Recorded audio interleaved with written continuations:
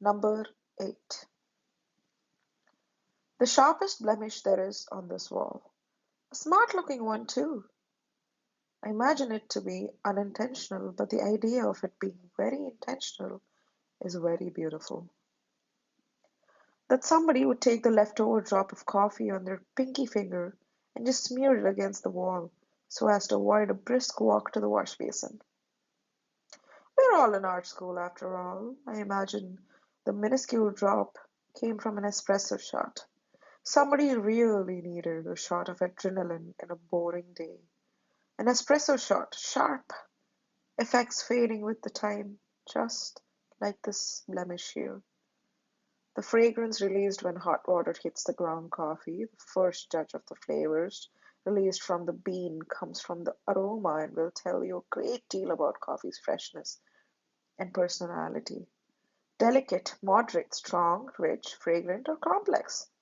What would you prefer it to be? The body of a chocolate coffee describes the weight and texture of the coffee in the mouth and on the tongue. It can range from heavy and full to light and thin. A full-bodied coffee has a rich texture and heaviness on the tongue, with a taste that lingers. Coffee lacking body is thin and watery. Espresso coffee should have a golden-colored layer of foam called crema. Crema looks like honey-colored beaten egg white, but is in fact a product of the oil in the beans. The most delicate of the aromatic flavors are captured in the crema for just a moment, savored at once and then remembered in the sweet, lingering aftertaste. An espresso without crema has not been properly made. The acidity of a coffee refers to the pleasing, crisp, sharp taste of it. Acidity is more of a sensation than a taste, and is experienced on the roof of the mouth, the tip of the tongue. Coffee without acidity tends to taste flat, lacking a pleasant palate cleansing aspect. Roasting eliminates some of the coffee bean's acidity, so a light roasted coffee will contain the highest amount of acidity and is said to have a lot of bite. This refers to the total impression of the aroma, acidity, and body. A coffee that has a well-balanced flavor has qualities of acidity, body, and flavor that must all play in harmony so that no element predominates at the expense of another. The tasting terminology used to describe coffee characteristics is very similar to that of fine wine. And that dent right there, look at it. The dent is like a cheat day, but maybe it is too detailed to be comfort food, or a cheat day, or just plain sugar for coffee. It literally has contours. Zoom in. It's like an add-on pastry with coffee, like a donut.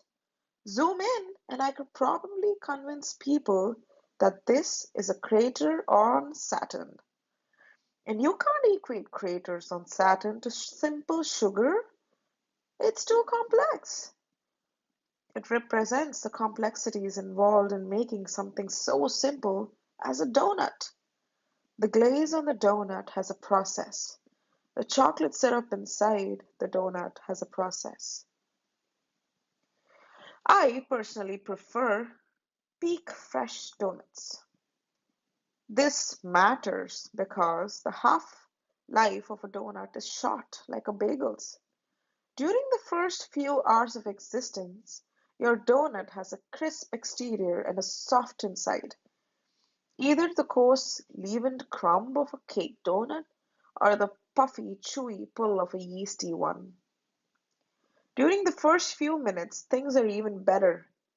Before very long, though, the crisp softens, the crumb stales, and the divinity of the donut fades. It's still perfectly edible, just not perfect.